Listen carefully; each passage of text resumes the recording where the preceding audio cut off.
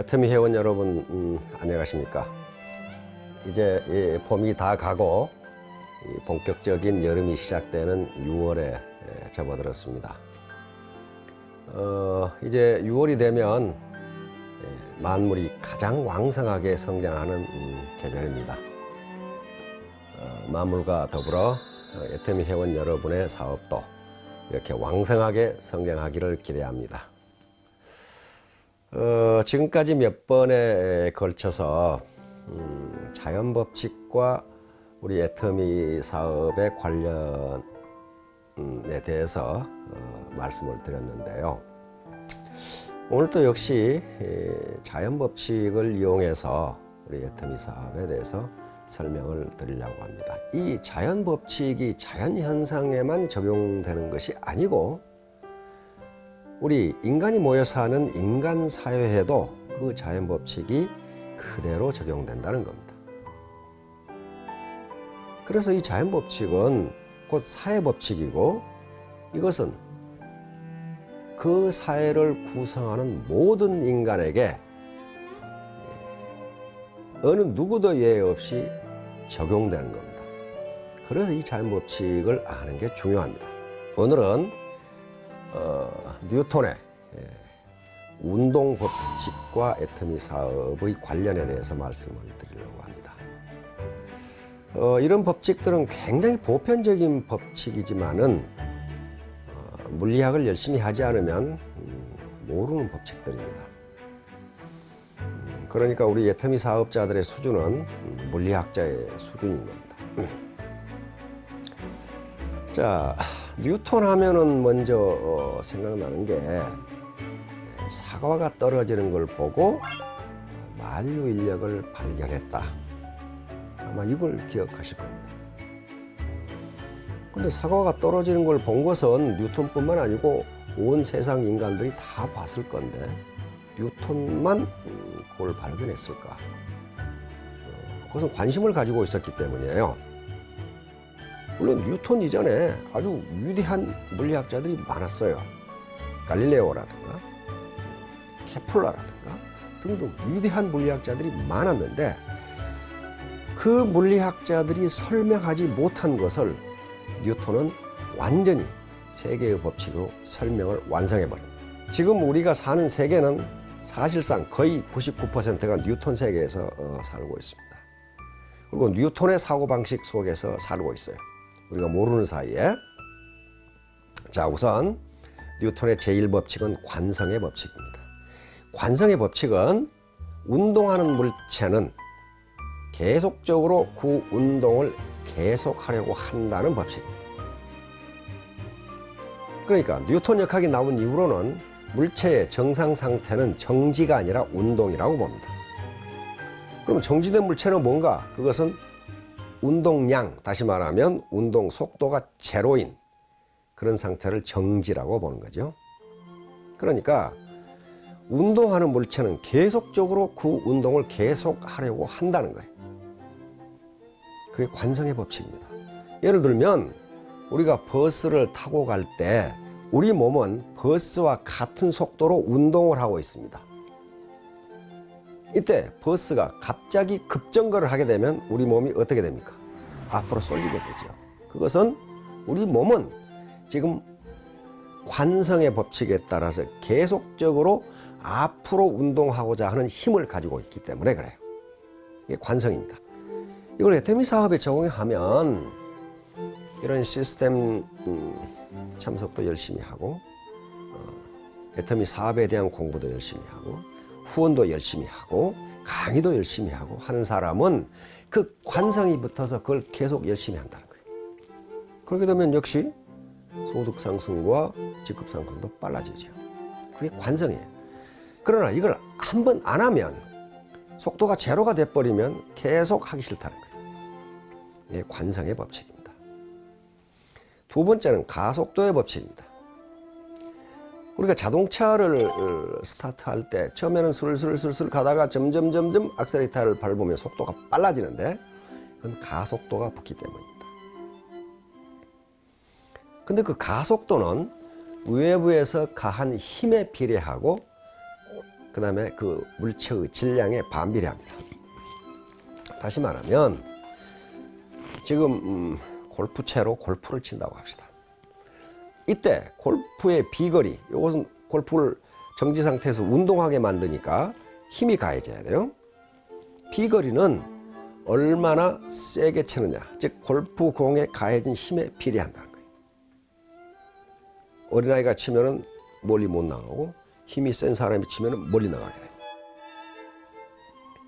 그 다음에 그 질량에 반비례합니다. 무거우면 나가질 않아요. 무거우면 나가질 않아요.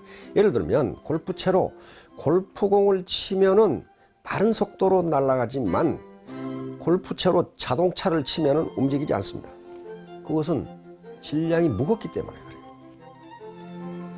따라서 우리가 직급 상승 속도, 그 다음에 수당 상승 속도도 외력, 내가 얼마나 많은 노력, 큰 노력을 가하냐에 따라서 거기에 비례해서 증가한다는 겁니다.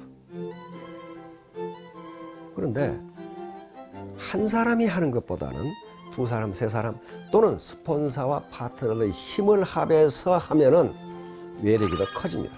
이건 자연법칙이기 때문에 어길 수가 없어요. 외력이 약한데 속도가 빨라진다거나 하는 법은 없어요. 가속도가 빨라진다거나 하는 법은 없습니다. 반드시 가속도가 크려면은 외력이 커야 됩니다. 외부적인 힘의 입력, 투입이 커야 돼요.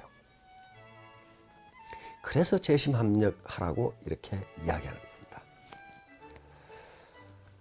세 번째 법칙은 작용과 반작용의 법칙입니다. 이것은 우주 어느 곳에도 성립하는 법칙입니다.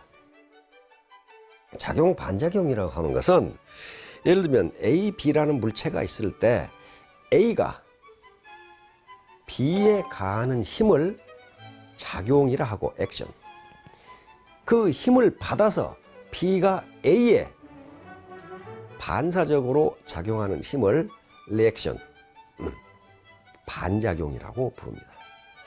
그런데 작용이 있으면 반드시 반작용이 있어요. 그리고 그 반작용의 크기는 작용의 힘과 같고 방향은 반대가 됩니다. 이건 자연법칙이기 때문에 예외가 없어요. 예를 들면 우리가 기분 나쁘다고 바위를 주먹으로 치면 바위가 가만히 있는 것 같은데 내 손이 아파. 왜 아플까요? 그건 반작용 때문에 그렇습니다. 내가 10이라는 힘으로 바위를 치면은 바위는 가만히 있는 것 같지만은 10이라는 힘으로 나를 칩니다. 이게 반작용이에요. 그래서 더 기분 나쁘다고 더 세게 치면 바위도 더 세게 치기 때문에 더 아파. 이게 반작용이에요. 그러니까 작용이 있으면 반작용이 있을 수도 있고 없을 수도 있다. 그렇게 되는 게 아닙니다. 반드시 반작용이 있어요. 그런데 이 작용과 반작용 법칙은 인간 사회에도 그대로 적용된다는 거예요. 그런데 인간 사회와 자연계가 다른 것은 자연계에서는 작용과 반작용이 그 크기는 같고 그 힘의 크기는 같고 방향만 반대입니다. 근데 인간 사회에서는 일반적으로 작용과 반작용이 반대 방향으로 미치지만은 반작용이 더 크다는 것이 학자들의 견해입니다. 다시 말하면 내가 지금 사과 농사를 지어요. 내가 사과 농사를 짓는다는 것이 작용이에요. 그러면 사과밭은, 사과나무는 나에게 사과라는 반작용을 갖다 줍니다. 내가 아무것도 안 했는데 사과를 갖다 주질 않아요. 반드시 작용이 있어야 돼요. 그리고 내가 사과 농사를 짓 때 보다 열심히 좋은 비료를 주고 잡초를 깎아주고 병충해를 방지해주고 그러면 사과밭은 나에게 더 많은 수확을 갖다 줍니다. 이게 작용과 반작용. 작용과 반작용. 뿌리지 않았는데 거둘 수는 없어요. 작용, 뿌리는 행위, 즉 작용이라는 것이 있어야 거기서 수확이라는 반작용이 나옵니다. 아무것도 안 했는데 그걸 거둘 수는 없어요. 우리말에 또 인과응보라는 게 있어요. 이건 인과. 인은 원인입니다. 과는 결과예요. 바로 원인과 결과는 서로 상응한다. 다시 말하면 내가 선을 베풀면 이게 작용이죠. 나에게 선이 돌아오고 내가 악을 베풀면 나에게 악이 돌아온다. 이런 얘기입니다. 인과응보. 예를 들면 또 우리 이 사자성어에 음덕양보라는 게 있어요. 남몰래 덕을 베풀면 드러나게 나에게 보답이 돌아온다. 그러니까 남몰래 베풀어도 드러나게 돌아온다. 그 좋은 예가 손수고라는 고사가 있습니다. 손수고는 초나라 사람이에요. 홀어머니 밑에서 자랐어요. 그런데 어느 날 손수고가 어린애 때 들에 갔다 오더니 울면서 밥도 안 먹고 그렇게 있으니까 엄마가 물었어요. 왜 넌 밥도 안 먹고 그렇게 울고 있느냐 그랬더니 옛날부터 양두사, 그러니까 머리가 2개 달린 뱀이죠. 돌연변이겠죠. 오늘날 개념으로는. 머리가 2개 달린 뱀을 보면 죽는다고 합니다. 내가 그런데 오늘 들에 가서 그 양두사를 보았습니다. 그러니 나는 곧 죽을 겁니다. 그러면서 밥도 안 먹고 울어. 그러니까 그 어머니가 물었어요. 그래서 그 양두사를 어찌했느냐 그랬더니 다른 사람이 보면 다른 사람도 죽을 것 같아서 내가 그 뱀을 때려 죽여서 땅에 묻어버리고 왔습니다. 이렇게 대답했단 말이에요. 그러니까 어머니가 너는 죽지 않을 것이다. 옛날부터 음덕양보라는 말이 있지 않느냐. 남몰래 덕을 베풀면 드러나게 보답을 받는 법이다. 그래서 용기를 내서 공부를 하고 그렇게 해서 결국 초나라 재상이 됩니다. 오늘 같은 국무총리죠. 재상이 됐어요. 그래서 그 당시 왕이었던 초나라 장왕을 춘추시대 춘추 5패 하나로 만들어버린 유명한 재상이 됩니다. 이게 음덕양보예요. 나만 보고 죽을 게 아니라 다른 것도 보고 죽어라 하고 놔둔 게 아니고 다른 사람도 보면 죽을 것 같아서 내가 때려 죽여서 땅에 묻어버리고 왔습니다. 이게 음덕이란 말이에요. 자, 그렇듯이 이게 애터미 사업에서 그런 게 있단 말이에요. 다시 말하면 내가 남몰래 누가 알아주지 않지만은 파트너들을 후원하고 강의를 해주고 컨설팅을 해주고 이건 음덕입니다. 내가 이렇게 합니다 하고 과시하지 않고 그렇게 계속 해주는 거. 그러면 내 차비 들어가고 밥값 들어가고 이게 손해인 것 같은데 손해가 아니라는 거예요. 드러나게 보답을 받는다는 거예요. 반대로 그 머리 굴려가지고 얄팍하게 자기 이익 조금 더 벌려고 라인 이동을 시킨다든가 또는 배팅을 쳐서 인터넷에 갖다 내가 판다든가 뭐 당장 조금 이익을 보겠죠. 그러나 그런 행위들은 드러나게 재앙을 받습니다. 이건 자연법칙이니까 피할 수가 없어요. 통상 그런 행위를 하는 사람들이 머리가 상당히 잘 돌아가요. 잘 돌아가는데 그건 꼼수에 불과합니다. 자, 이제 결론을 맺도록 하겠습니다. 지금까지 뉴턴의 운동법칙 3가지에 대해서 말씀을 드렸는데요. 사업 현장에서도 이런 현상이 나타날 수 있으리라고 봅니다. 관성의 법칙, 가속도의 법칙, 그리고 작용, 반작용의 법칙입니다. 스폰서와 이 파트너들이 모여서 혹시 시간이 나시면 이 3가지 법칙이 어떻게 애터미 사업 현장에서 나타나고 그 결과가 무엇인지에 대해서 한번 논의를 해보시기 바랍니다.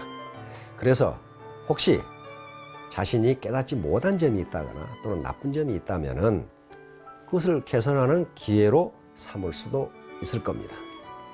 그리고 저는 우리 애터미 사업자 여러분에게 무한한 감사를 드립니다. 여러분들이 있어 제 인생 제 2막이 아주 보람있는 인생이 되고 있습니다. 여러분들은 제 동반자이고 또 어떤 측면에서는 제 연인입니다. 아주 잊을 수 없는 연인이에요. 그래서 제가 노래를 하나 불러드리겠습니다. 잊을 수 없는 연인 내 마음의